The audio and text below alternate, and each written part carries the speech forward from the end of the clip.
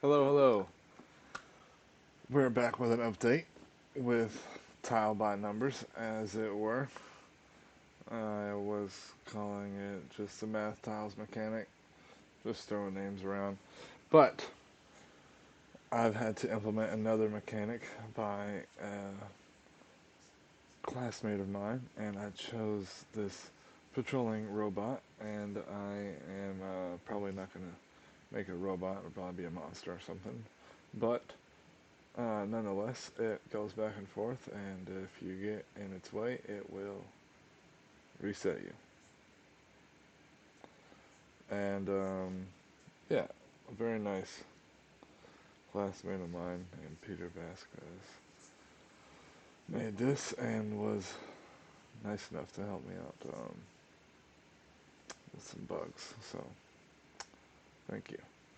And yeah, let's see this game in action. So we have this little interactive menu. We can go ahead to the first level.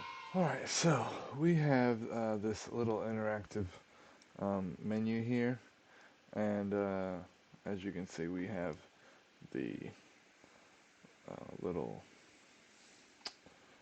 icons telling you what WASD do, corrected, just by putting them inside the square. Nice little simple solution.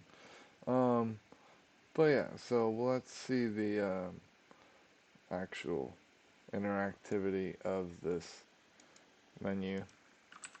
We can erase numbers, and we can go to the start. And at this point, the player has learned how to move. They've learned that the checkerboards get you to the next level. So, boom, tutorial basically over. Now, what this is essentially is a math game, right? And we can't get to that next level yet. But if we find a net increase of what we need, right, which is 5 right now, we're at 0. I see positive 6 and negative 1, so if I get both of these, boom, right? So um, it's teaching a couple layers of math. And now we have the patrolling robot. And I didn't even look to see if that was a good move or not, but regardless, it's going to be pretty hard. You can get lucky and get a 7 right here and get straight into the victory. And I kind of like the RNG of it um, at this point. But in any event, we need to get our score to 7, right? So I don't see a way to get that without at least getting in their path for a moment. I need 2 now. I see a 1 and well, actually, yeah, I see 4 and 2, right? So I see a net. Oh no, I died. I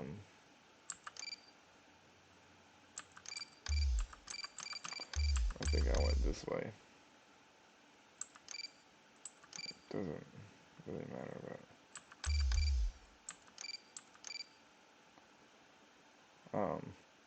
yeah, I somehow did the same thing, I think. If I can do this without dying this time. Right, I need a net increase of 2. So I see a +1 and a +3, that's 4.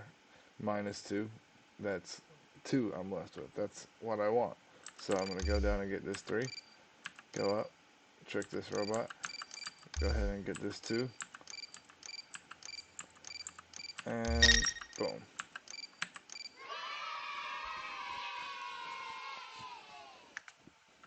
Haha, lots of them, right? So we have a target score of 3. Let's see.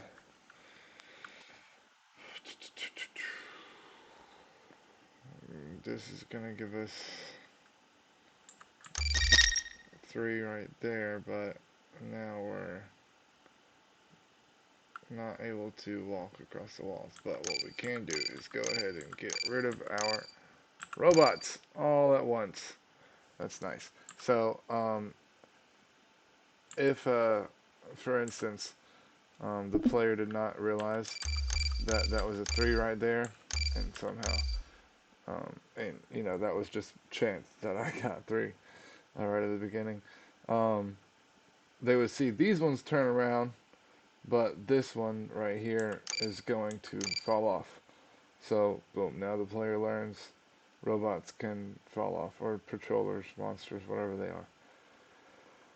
And I need a 5, right? So, I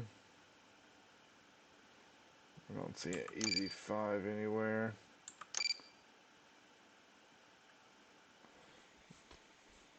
Mm,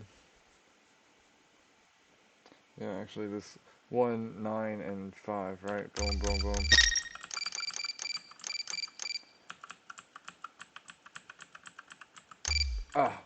Doesn't matter. Alright, and now we are at the end. Thanks for playing. Shortest game you've ever seen, but it is a game. And if we want, we can play it again. So, let's take a quick little look at how it works. Alright, so here we are in the editor. Right, so if you were just a level designer, right, if I was to get somebody else to help me just fill out these levels, doesn't have to know how everything works. All they'd have to do is click a tile, say they want a robot on it, boom. Now there's a robot on it, right? We have all these robots here. Now we can choose the direction of the robot. Right, that's really the only thing that needs to be set. Right, it starts out at down, it has to start out at something. So if we were to hit play on this, right, we would have, boom, the robot going. And as you can see, if 2 robots hit each other, that one collided with this one didn't collide with that one, so it didn't care. But the other one turned around early, right? Oh, whoa. That was some weird behavior. I'm actually pretty glad I got that on film. But yeah, so that's how that works in the editor. And so if we wanted to see what would happen if we selected left, right, oh yeah, play.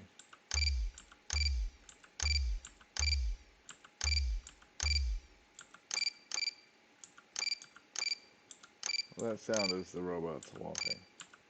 It's just a placeholder sound. Sorry about the sound of the robots walking, if you didn't hear me.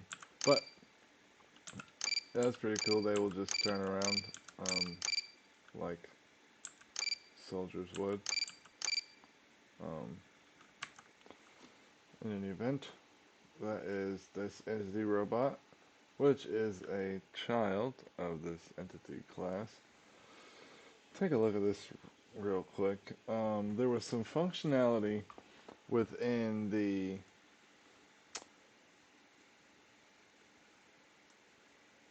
player, which is a child of entity, that I wanted. So I sent it up to the parent, which is this class here, and that is just this look at camera function. Um, most of this was not stuff that I really created, but just maybe modified a little bit. Right, so this is what makes the entity, whatever it may be, the character or the robot, the patroller, face a certain direction that they're supposed to face. And then we are um, checking the next tile, and we're returning certain things there, which was not quite the functionality. And then we have a handle, can't enter tile, which as I can see, is empty, right?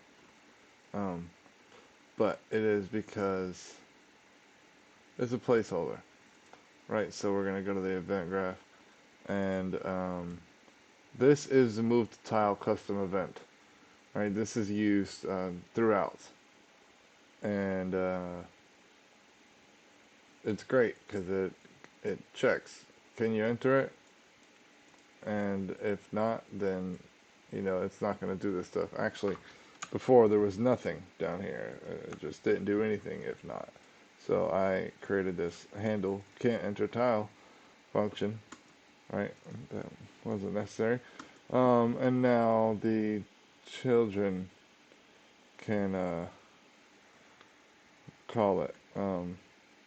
You can see this one actually doesn't call it, but the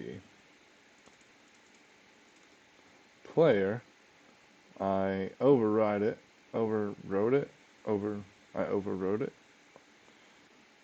Yeah, that's that thing right there. So now, oh, this is the tile.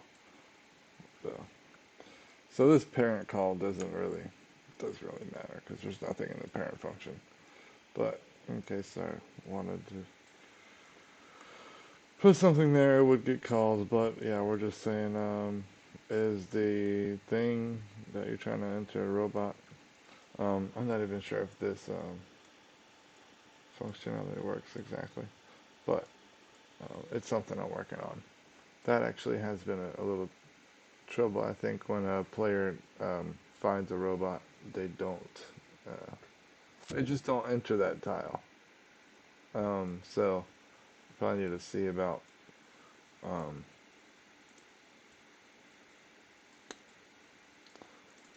if it's an entity and yada yada yada. But it could just be as simple as um, plugging that up to that instead. I'll play around with it. In any event, on the robot here, we're going to find a reference to the player, alright, and bind all of the events that we've made on the player, alright, which are these ones down here. The player has moved, the player has died, and the player has found the robot. Alright, so when does the player move? Obviously, in their movement function. Right, so we're going to call that, and then we're going to bind an event to that. Player has moved. Alright, so that is right down here. If they moved into a tile pit, we're not going to do anything, because that's basically game over. Right, it's going to reset itself. We don't care. Just a small delay here because the movement of the robot was getting delayed and it was acting buggy. So this helps to just account for the animation of the player moving. Most of the magic is happening in here though, and it's really a modified version of the movement function from the entity player. It doesn't ask what the movement is in the same way because we just define the movement, right? It's not set by the keyboard or the gamepad.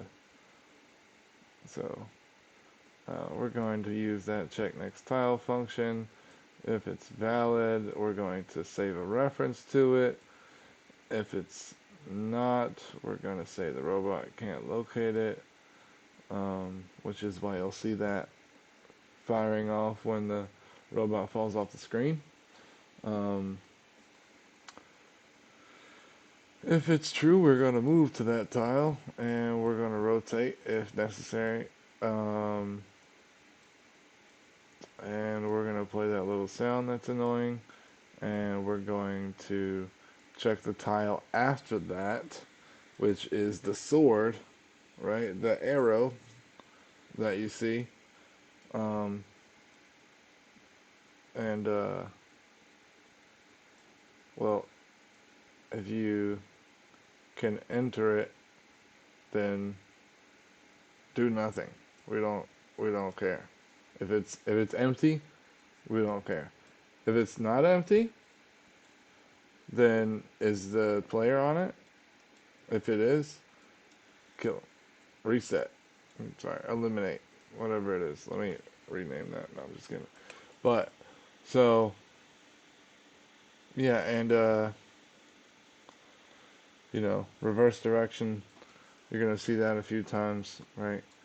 If we can't enter, um, you see, I was playing with oh,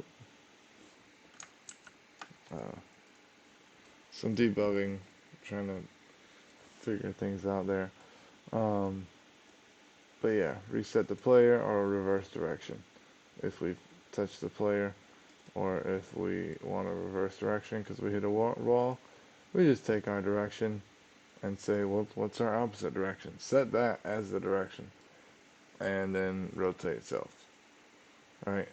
And this text widget is, I mean, it's empty, but it could be filled with stuff like the player has, right? So if I wanted, I could go in here and, well, actually, I can't do, there's no button there for send to parent, but I could go to the parent and add a text and all the functionality associated. So I wouldn't have to duplicate it. If I wanted the robot to have some sort of text that displayed at some point. But that's about it, Reverse direction, handle player died, set can move to false, which is basically what controls the whole logic. Handle player colliding with robot, kill the player, which is just calling that same function. Maybe actually getting called too many times. I'd like to disconnect this and see if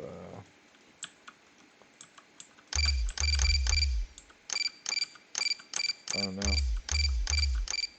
So that is what's definitely doing all the killing, as it were.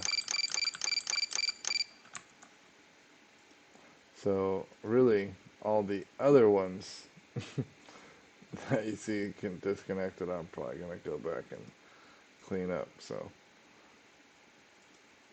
we'll see how that goes. But thanks for watching. Stay tuned for updates. Have a great day.